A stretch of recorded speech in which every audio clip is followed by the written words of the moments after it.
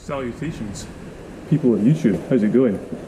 I'm Andy at Rusty Land Rovers, and I thought today I'd make a wee video about the engine swap that I'm working on. So, here's what I've got. It's a 1985 model, so a fairly early one, and it was originally, and until recently, a 2.5 naturally aspirated diesel. I just pulled this yesterday. So if anyone's in need of, I don't know, boat anchor, novelty door stop, something along those lines, then give me a shout and I'll hook you up. The original plan was to stick with a diesel and fit a TDI. I can't be bothered going over, but there's one sitting over there I've been saving for such an occasion. Instead, what I've got is this V8. Now this actually came with a Range Rover, a two-door Range Rover that I bought a number of years ago. This engine has actually been rebuilt, it's fresh, RPI built it. It's actually a 3.5, ignore the 3.9 there. I've put the top end from a 3.9 in to give it the EFI. It was carburetted previously, but it's basically it's a fresh engine. It's been built to pretty high compression spec for LPG. I think it's 10 or 10.5 to 1 compression ratio. So long term the plan will be to LPG it. Now the transmission that I pulled out with the diesel, it's a 5-speed manual. It's the LT77, the early one. It's got the 1.6 ratio transfer box on it, which is standard with the naturally aspirated diesel. It's very, very low geared, which it kind of needs to be when you've got no power. That would mate with the V8 with an adapter plate, an adapter ring, which I actually have lying around, but the gearing would be quite low with that transfer box on. So what I thought I'd do instead, just for funsies basically, I've got this auto box lying around. So this is the ZF 4HP22. Again, this has been rebuilt, so I know if I throw it in there it should be good without me having to, you know, mess about with it or anything. So yesterday I took out the other engine, took out the transmission, so we've basically got a big hole here now ready to accept that engine transfer box. You probably can't see that unfortunately because it's quite dark in there, but believe me, there's a big hole ready to take a new engine and transmission.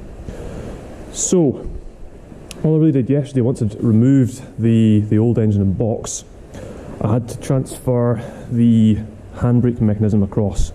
This transfer box was originally in a later model, so the mounting arrangement's a little bit different. Pretty much plug and play. I had to tap a couple of extra holes for the bracket in the back here, but nothing major.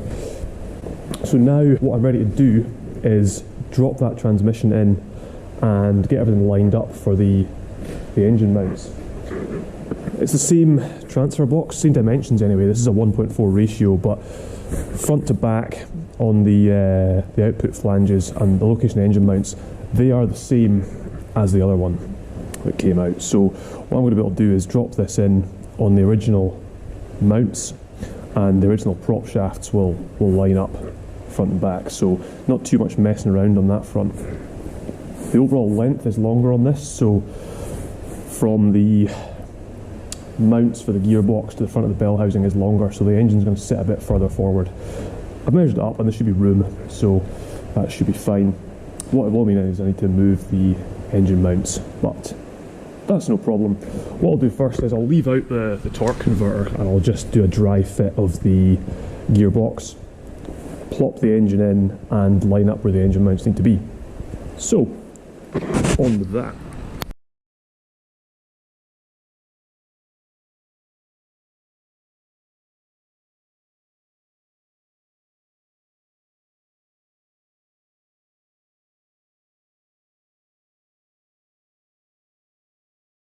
So firstly, full disclosure, I put the box in from the side, from the top, because that's the easiest way to get the original boxes out. Now, the original box The front face of the bell housing is pretty much in line with that bulkhead, so it's easy enough to lift the box out, take it out, put it back in through the side.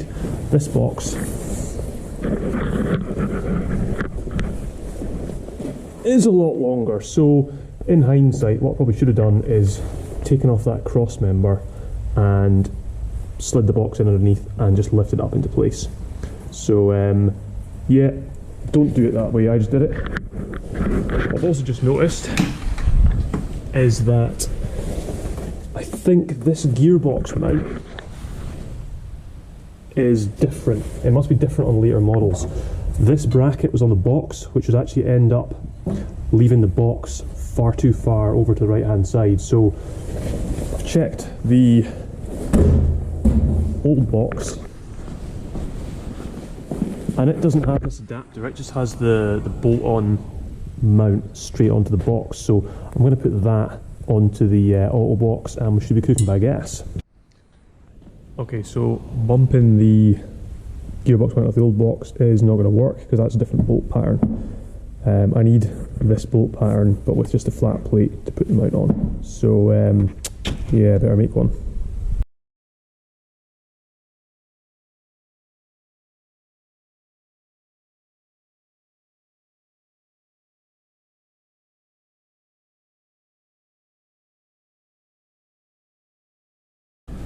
That's the engine loosely in place there now, and as expected the original engine mounts are a wee bit too far back. So what I'll do is take the engine back out again, cut these mounts off, put the engine back in and work out if I can reuse these mounts or if I need to make some new ones up and weld them on.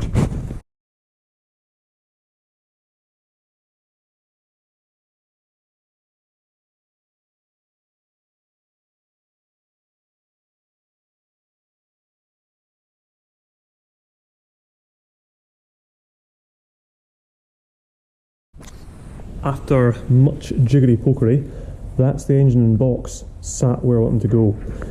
I cheated a little bit.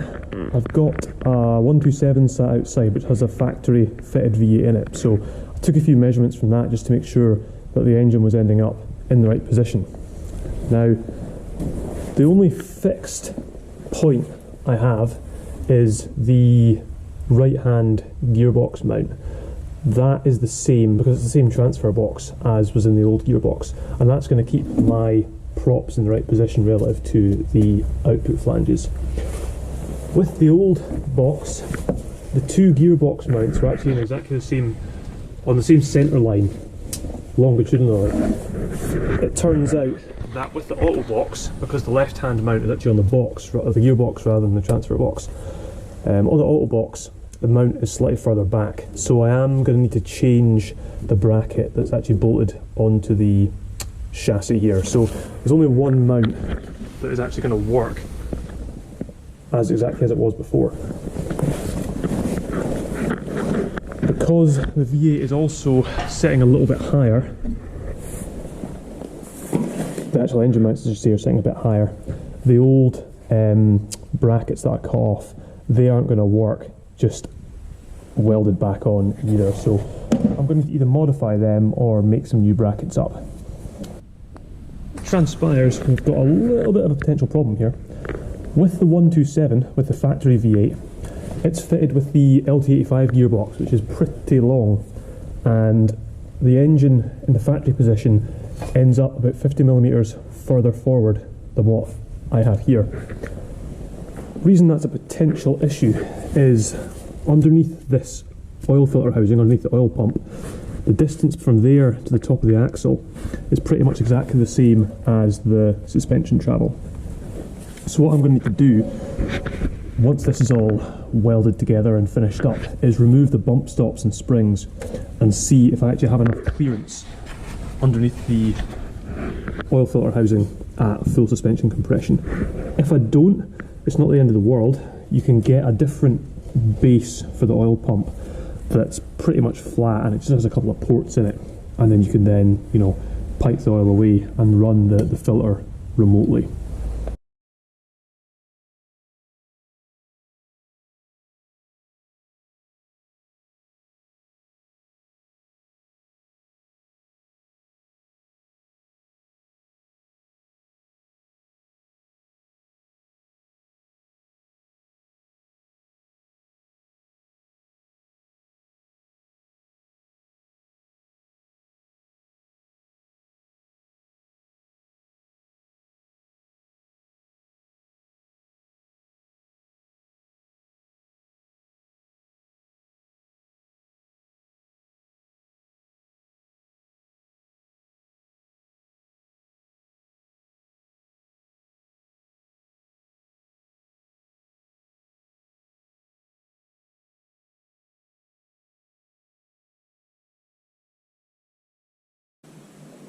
So that is the engine mounts good to go.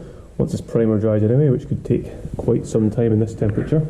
The left-hand gearbox mount's been modified as well. So that's all good to go.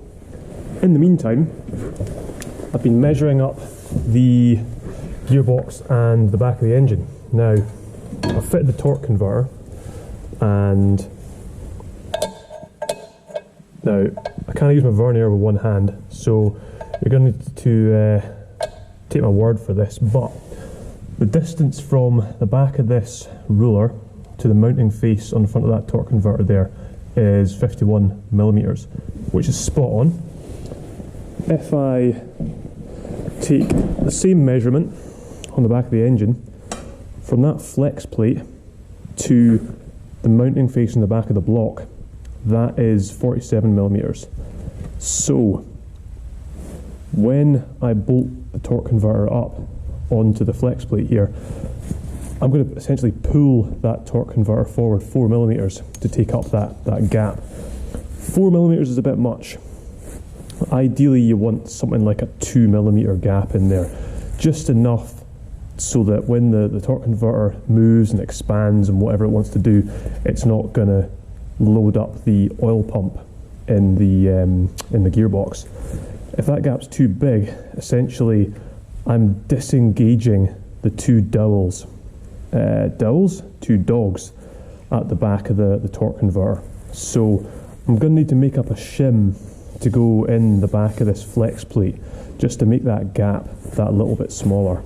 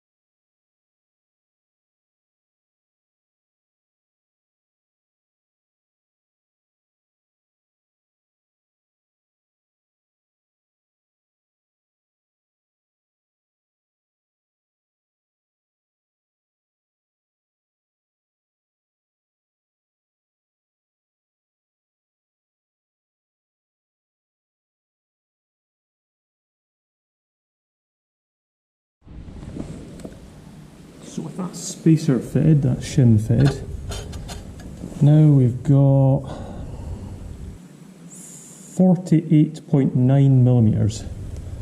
So 2.1 millimeters of float for the torque converter.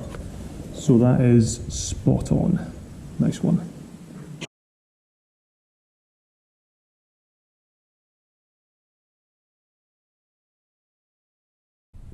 So that's the engine now loosely bolted in place, just with a few bolts there. And while I was doing that, while I was just mating that engine up, I was just keeping an eye through here to check my gap at the torque converter. So that was lined up pretty nice. You can probably see that I've got that 2 millimeter-ish gap in front of the torque converter there, between that and the flex plate, and I can spin that torque converter freely. So that's perfect. If that had come up against the flex plate while I was installing it, I would have just stopped and backed it out, because I just don't want to damage anything in that gearbox, the oil pump or anything. So now I can bolt this flex plate to this torque converter. It'll just pull forward a little bit and that'll be good to go. Now comes the fun part. Got a big pile of parts catalogues, an internet connection and a tape measure. I need to work out what bits I need to make all of this stuff, you know, actually work. Oh, what's this? Big pile of parts. Ideal. My shiny new part joy was short-lived. This is the 3.9 EFI exhaust, specifically the right hand downpipe, and it wants to inhabit the same space as this cross member. Now, I could use the 3.5 carb manifolds and exhaust, but as any American will tell you, bigger is better. So I think what I'm going to do instead is go and steal the cross member from one of the EFI chassis from the Discovery graveyard outside and see if that works a little bit better. I think the cross member of choice might actually be this one here, the 300 TDI, because it's got a big old bend in it. I'll need to change the flanges on the end, but this should give me enough room for the exhaust with that curve there.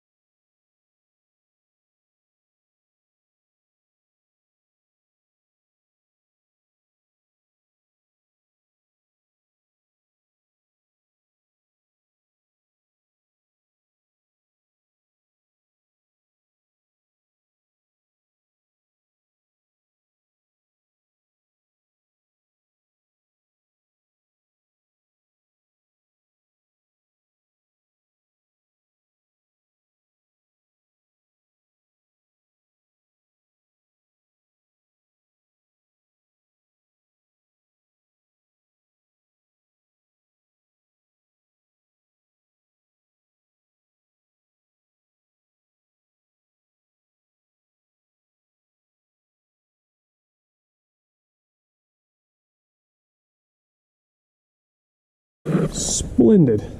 So with the modified cross member in, we've got plenty of clearance above the downpipe there. So now, just to install the rest of the system, it's going to be a Discovery 3.9 exhaust that I use. That won't be an exact match because I've got the longer wheelbase here and a few other things that are different. But like many of life's problems, that's nothing I can't fix with a welder.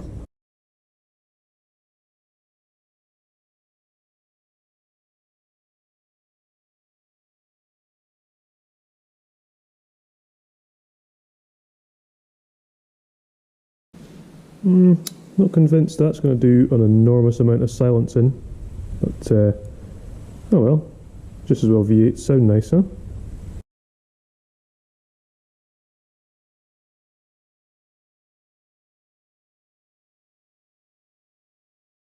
So that wasn't too bad. Got the rear section, middle section of the Discovery exhaust reworked a little bit so that it's got the rear axle hump in the right place, it's the right length. Moved the silencer from the rear to the centre, so it's probably going to have a wee bit more resonance than it did before, but it's a V8, they sound nice, I'm sure that won't be a problem. So what I've just got to do now, it stops here. I could probably go straight from there out the back almost, but I want it to come out the rear quarter, roughly the same place as it used to. So I'll just trim that back by 40mm or so, and then just bring a curve out. I'm going to take a wee note of the shape of this bit of wire, but not with one hand, so I'll then bring that out the back quarter here.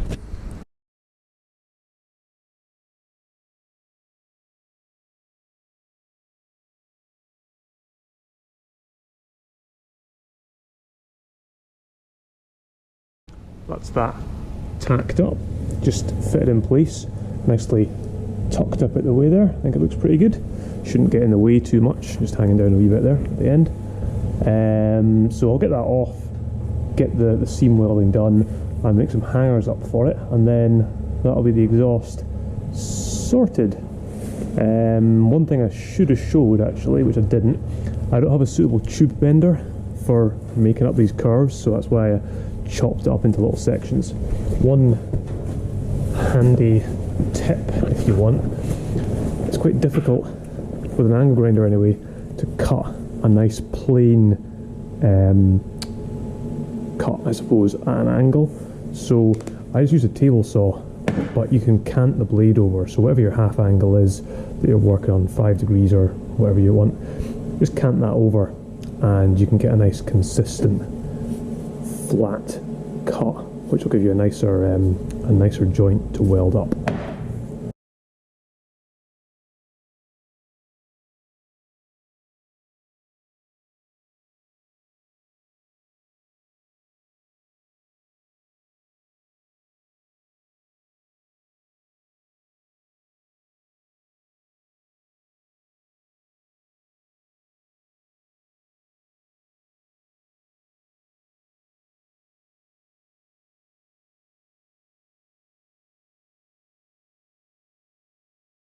This is the type of hanger I'll be using, just with the rubber isolators.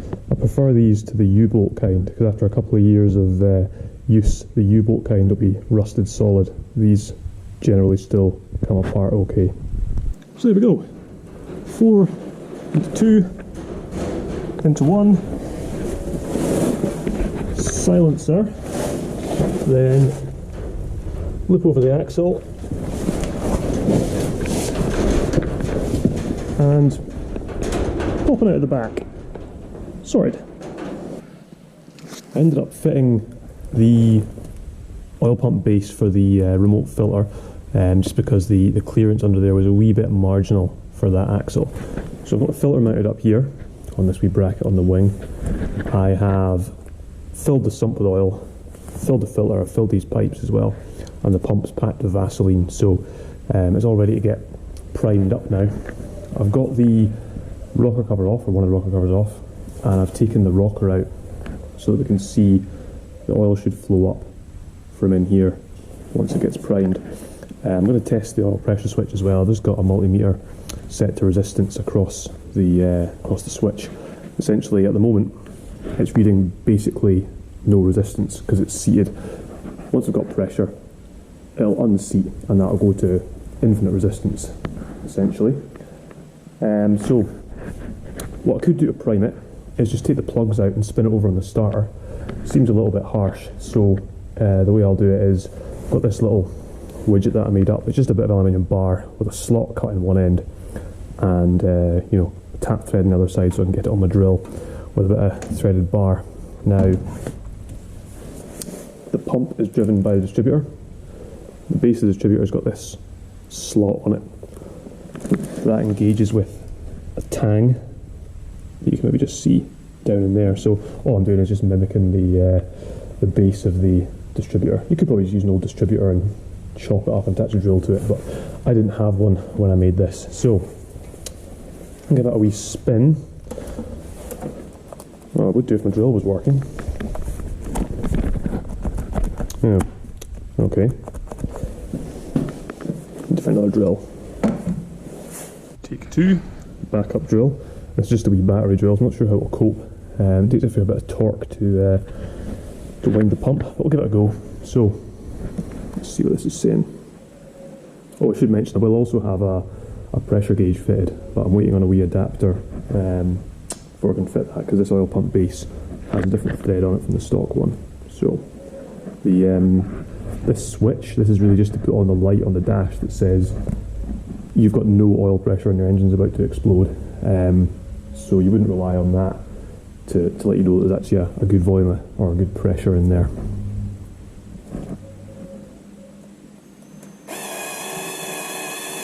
Okay, there we go. So nice flow of oil coming out the top there. Splendid. So that primed very easily. Many fiddly jobs later, where are we at? Time for a bit of a sit rep. So the oil pump showed that, that's all on. The ECU is mounted and all the various sensors and whatnot are connected up. So ECU, obviously this is to be tidied up yet, but it's going to sit in here by the battery. I've got this wee fault code reader that I put into the loom a while back. Quite a handy wee thing. I don't think you can get these anymore, but it's just a standalone fault code reader. You just splice it into the loom and you can, you can take it off if you want. You can just leave it in the car. Nowadays you probably just have like a Hawkeye or something, but this is quite handy because it's so small. You can just leave it in the vehicle and leave your big diagnostics thing at home. That's where I got it from. I don't know if you can see that, but I did actually Google it and they don't exist anymore. I got it like a decade ago, so you can probably get something else similar now, or yeah, I mean, standalone diagnostics are pretty cheap these days. The seat box is unmodified. The transfer lever sits just in front of the seat box there. I've mounted the auto shifter just on this lid for the middle here, so that'll sit in there. I'll probably make a case to go around this kind of plasticky case because it just looks a bit flimsy. Stuff kind of rattles about in here, so that doesn't look especially robust. But I'll get it mounted in first and I can add the case as and when I've got the time. I've yet to fit the gearbox cooler yet. So what have I got to do now? Just about done the cooling system. I need to extend this pipe down from the expansion tank and put a T in here. The radiator itself, the diesel one was a bit knackered, so that's a new one there, that's the V8 one. I managed to get hold of the proper V8 shroud as well, which is nice. They're quite rare, so I managed to get that on eBay. That'll be modified a little bit just to extend it back a bit to suit where this engine's sitting. But yeah, so cooling systems to go in. I need to tidy up all the various bits of wires. Get the gearbox cooler on, time it up, and yeah, I think then we'll be able to give it a wee test run. So, what's next? I think I need to make an extension for this hose so that it goes down here.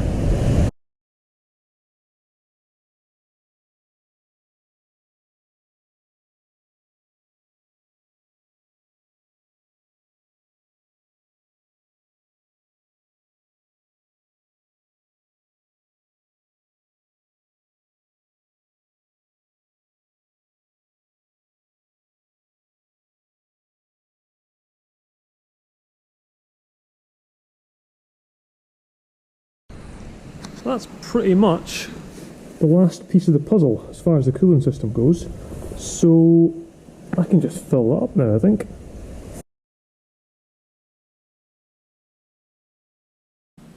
The original airbox, the diameter of the bore on it is a wee bit wee, so instead, until I can get hold of a V8 one, I'm going to have to use this. I know, it's horrible, but needs must. Here we are. What I do need now is a bracket to put it on.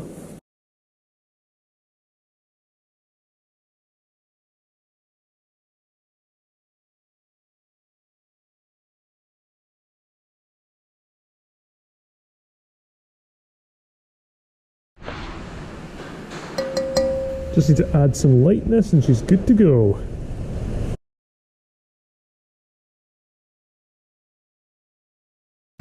Yeah, something like that will about do the job until I can get a proper airbox for it anyway. I think what I'll probably do once I manage to source one is move this lot out the way and put the airbox back here so I can get away without this nasty bend in the inlet here.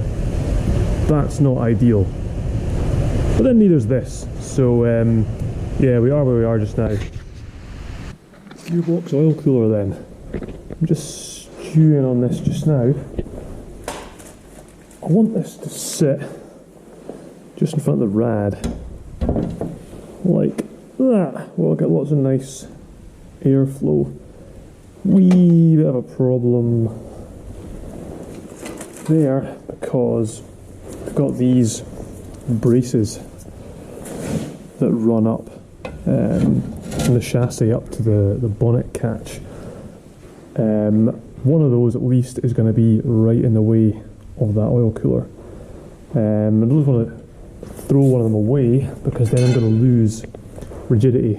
They're kind of holding up the weight of the bonnet, which has a spare wheel on it, and also I guess the triangulation, they're going to be taking some side load on the wings as well.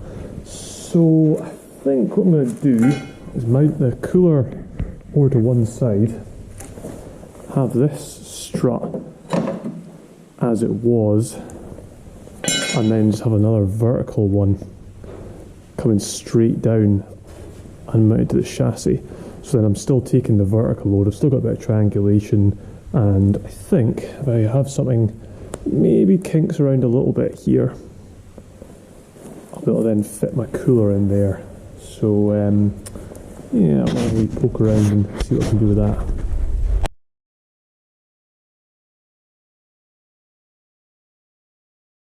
Something like that should about do the trick.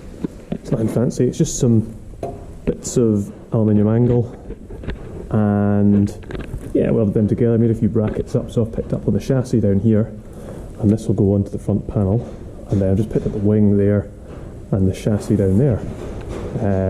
Added some slots for airflow, and obviously, you know, extra lightness. Every gram helps. And yeah, just got flexi hoses going back to the gearbox. So that's just kind of loosely assembled just now. I'll get the front panel on, get that all bolted together, and should be good. Right, I think we're about ready to time it now. We'll do just an initial timing in the shed. We'll get the proper timing done once it's out on the road. I'm going to go grab an assistant and we'll get it timed up. Yeah, so it turns out watching someone time an engine is actually super boring, even by the standards of this video, so that's saying something. Instead, I'm just going to show a couple of clips of it once it's started.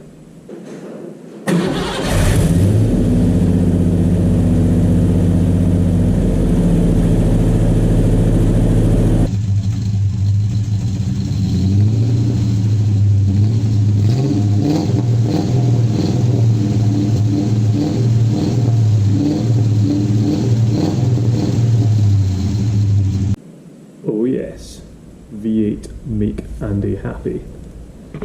Right, a little bit of a sit rep here then. Front panel's back on, oil cooler's all attached in there, and mostly everything's tidied up in here. I'm waiting on a couple of cable clips for back on the bulkhead there, just to tidy up some of the wires at the back, but largely we're good in here. I've put the interior back in, so we've got all the kind of creature comforts you'd expect, such as seats and floor. So yeah, it's all looking pretty good. We've also got a vestigial gear shift gator here, so that's not really doing very much, but it does fit this tunnel quite nicely. So I'm going to see if I can get something else to put in that'll fit here, but won't obviously have this thing hanging around. Yeah, so pretty much sorted in there for now. Only other thing I need to do in the short term anyway is sort out the fan shroud. So I think I've said before, I've got the V8 fan shroud to go in here. Because this engine's sitting a wee bit further back, that shroud doesn't reach back over the fan. So I think all I'm going to do is take some aluminium sheet and just make a kind of a cylinder or a tunnel to just attach to the plastic shroud, just to take that back to cover the blades up, and that'll give me a nice cover for it. Yeah, so let's do that. Alright, so internal diameter 445 multiplied by 3.14159, 1400 millimeters gives us circumference plus a wee bit of overlap. 1400, call it 1450 millimeters.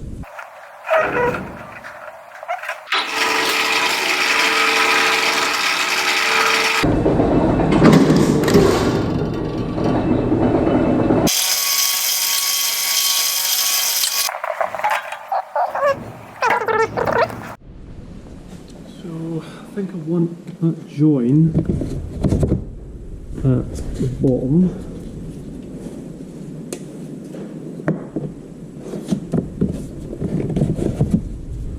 Like that. Okay, so I want that joint at the bottom, and I want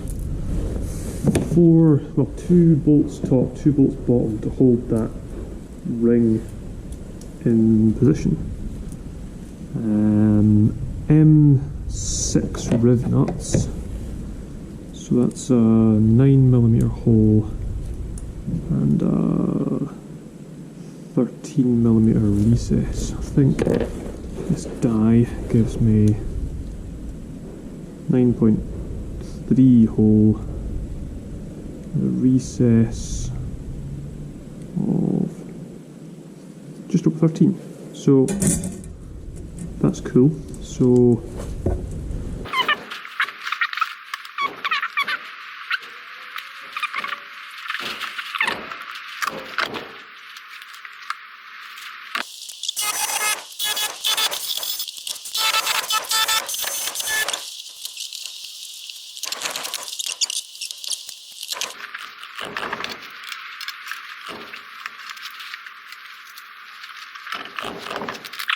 that dimpled eye there, that gives me a nice flush fit on my riv nut.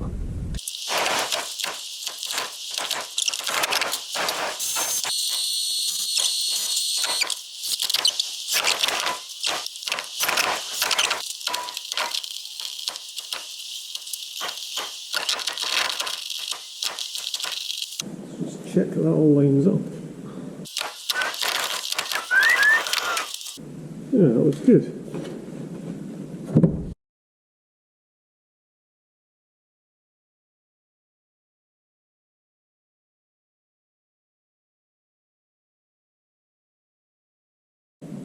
Alright, so there we go.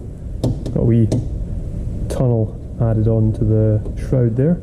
So that fan's going to draw air through that radiator a lot better now. So that's cool. Got a bit of finger's width of room both sides.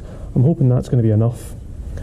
I mean, the engine will float a bit on the mountings, but you know, that's about 15mm, so I would have thought that would be okay. If I start hearing any nasty scrapey noises, then I'll know what it is, and I can always make something that tapers out a bit. But I think that's going to be good. So that's pretty much it. I need to take it out and just adjust the timing a wee bit, kind of on the road, which I'll do, and then I guess I'll need to get some driving footage, huh? Right, that's enough of that. Let's take it for a wee trundle, shall we? Now, if you listen carefully, it sounds just like a rusty shit heap. Nice.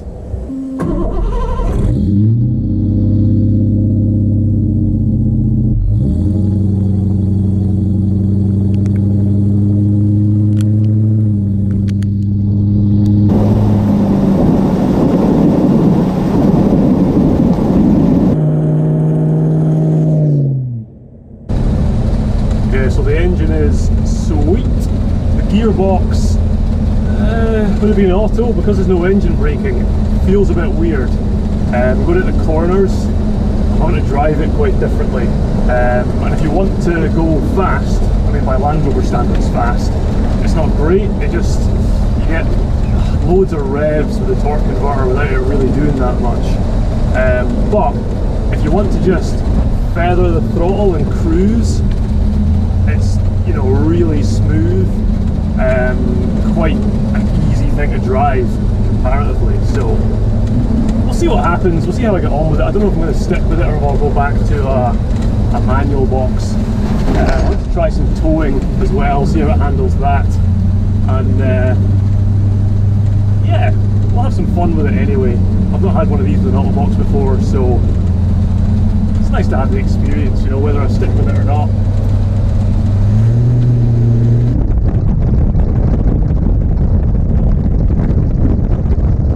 So, question for the passengers.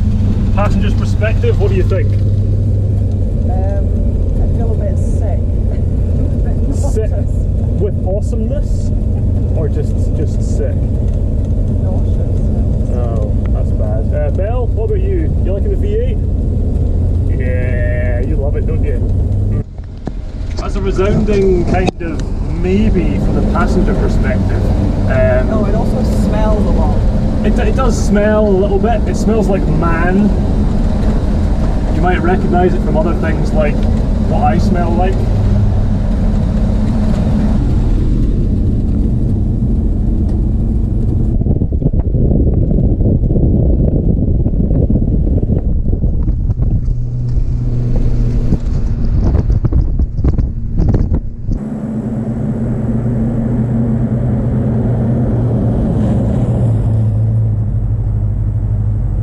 So there we have it, heart transplant completed. And I mean, what a transformation.